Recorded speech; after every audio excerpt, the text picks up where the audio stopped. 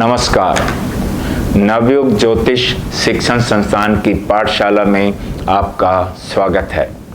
यदि आप अपनी कुंडली का कंप्लीट एनालिसिस यानी विश्लेषण कराना चाहते हैं या वैदिक ज्योतिष सीखना चाहते हैं तो आप हमारे इंस्टीट्यूट के नंबर पर कांटेक्ट कर सकते हैं। ज्योतिष पत्राचार द्वारा यानी कि कॉरेस्पॉन्डेंस कोर्स द्वारा भी सिखाया जाता है। इसके अतिरिक्त यदि आप वास्तुशास्त्र, हस्तरेखा यानी पामेस्ट्री, अंक ज्योतिष यानी न्यूमरोलॉजी भी सीखना चाहते हैं या मेरी लिखी हुई 3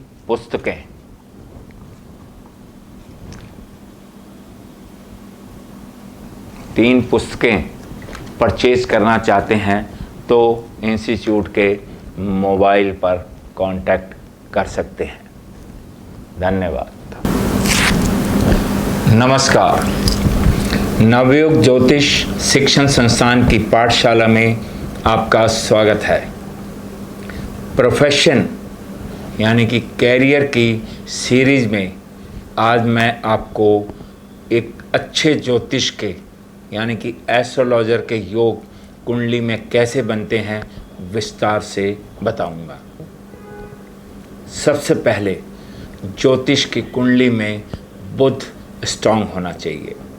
बुध उच्च राशि में, स्वराशि में, केंद्र त्रिकोण में, मित्र राशि में हो तो बली होता है। बुध गणित यानी कैलकुलेशन का कारक है। बुध बुद्धिमानी का कारक है। बुध वाणी का कारक है। ज्योतिष में ज्योतिष को शब्द शास्त्र प्रवीणों यानी कि शब्द शास्त्र में प्रवीण होना चाहिए। बुध के बाद कुंडली में गुरु उच्च राशि में हो, स्वराशि में हो, केंद्र त्रिकोण में हो, मित्र राशि में हो तो गुरु यानी बृहस्पति स्ट्रांग होता है। गुरु परंपरा, धर्म, विज्ञान का कारक है। गुरु उच्च ज्ञान का कारक है। बुध और गुरु के बाद कुंडली में हमें केतु की पोजीशन देखनी होती है। केतु मोक्ष का कारक है। केतु आध्यात्मिकता का कारक है। केतु पराविद्या, ऑकल्ट साइंस, तंत्र मंत्र का कारक है। कुंडली में बुध, गुरु तथा केतु यदि स्ट्रांग हैं तो ये एक अच्छे एस्ट्रोलॉजर बनने के योग हैं। ग्रहों के बाद हम कुंडली के भावों को देखेंगे। सबसे पहले कुंडली के सेकंड हाउस और सेकंड लॉर्ड की पोजीशन देखेंगे। सेकंड हाउस वाणी का भाव है। 5वां भाव, इसके पश्चात 5वें भाव को देखेंगे। 5वां भाव बुद्धि का भाव है। 5th हाउस के बाद हम कुंडली का 9th हाउस देखेंगे। 9th हाउस धर्म का भाव है। इसके पश्चात 10th हाउस 10th भाव कर्म भाव है। इन सब के पश्चात 2nd house, 5th house, 9th house, 10th house के पश्चात हमें 8th हाउस भी देखना है, क्योंकि 8th हाउस रिसर्च का, शोध का भाव है। यानी कि कुंडली में 2nd house, 5th house, 9th house, 10th house तथा 8th हाउस मजबूत होने चाहिए, स्ट्रॉन्ग होने चाहिए।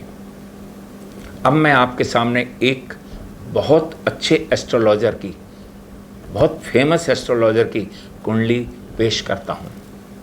यह मेरे एक स्टूडेंट की कुंडली है जिसने मेरे यहाँ से एस्ट्रोलॉजी सीखी और आज की डेट में बहुत बड़ा एस्ट्रोलॉजर है, बहुत प्रसिद्ध एस्ट्रोलॉजर है।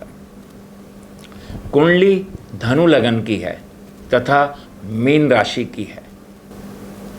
इस जातक का जन्म 20 सितंबर 1975 को दोपहर 1:48 पर दिल्ली में हुआ था। जातक की कुंडली में लग्नेश 4th हाउस में अपनी ही स्वराशि में, अपनी ही राशि में स्थित है तथा हंस महापुरुष योग बना रहा है। गुरु के साथ चंद्रमा की युति है जो कि गज केसरी योग है। कुंडली में बुध 10th लॉर्ड होकर अपनी उच्च राशि कन्या में 10th लॉर्ड में ही स्थित है तथा 9th लॉर्ड सूर्य के साथ युति कर रहा है।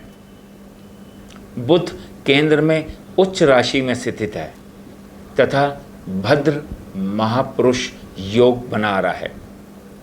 सूर्य बुध की युति 10th हाउस में बुध आदित्य योग बना रही है।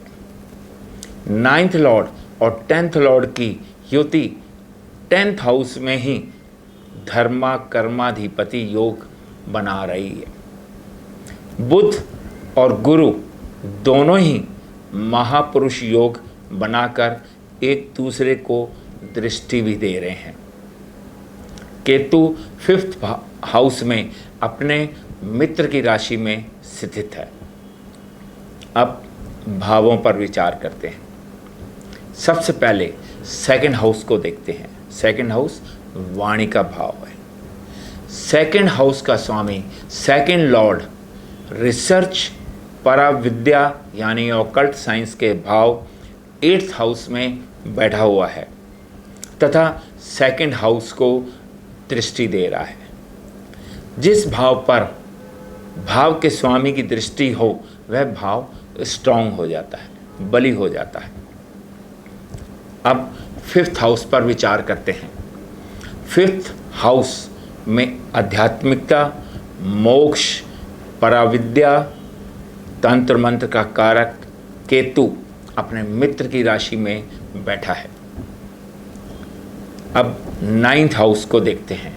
9th हाउस में नैसर्गिक शुभ ग्रह शुक्र लाभ भाव का स्वामी होकर भाग्य भाव में स्थित है।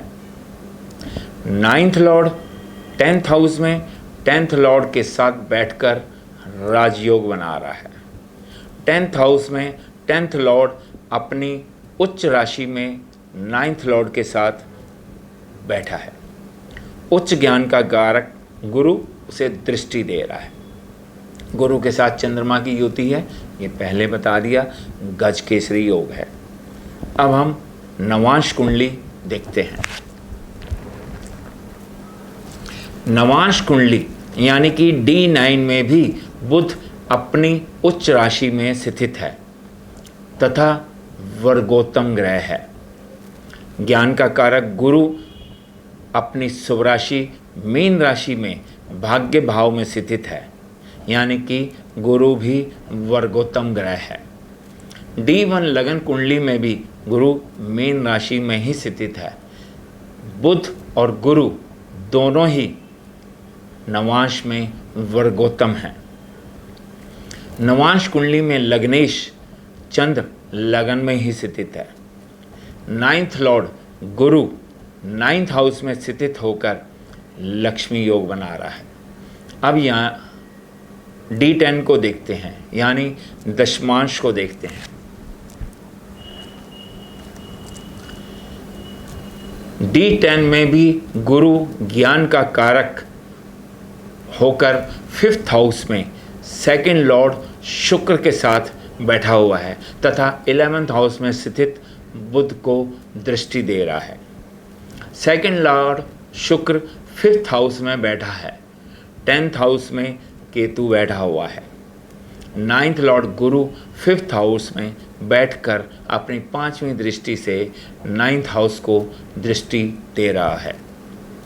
कुंडली में 2nd house, 5th house, 9th house, 10th house के आपसी संबंधों के कारण तथा बुध व गुरु बली होने के कारण जातक में अच्छे ज्योतिष बनने के योग हैं।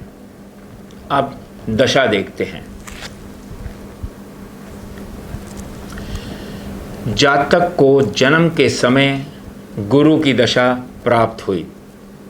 जातक के उच्च के बुध के कारण कॉमर्स की विद्या प्राप्त हुई तथा बुध की महादशा में चार्टर्ड अकाउंटेंट बन गया। लेकिन ज्योतिष में इंटरेस्ट होने के कारण सन 1998 में बुध की महादशा व बुध की अंतर्दशा में मेरे कॉलेज में एडमिशन लेकर ज्योतिष विद्या, हस्तरेखा यानी पामिस्ट्री, न्यूमरोलॉजी, वास्तुशास्त्र सीखकर बहुत अच्छा ज्योतिष बन गया तथा आज की डेट में वो ज्योतिष का अपना ऑफिस खोलकर एस्ट्रोलॉजी में लोगों की सेवा कर रहा है। नमस्कार।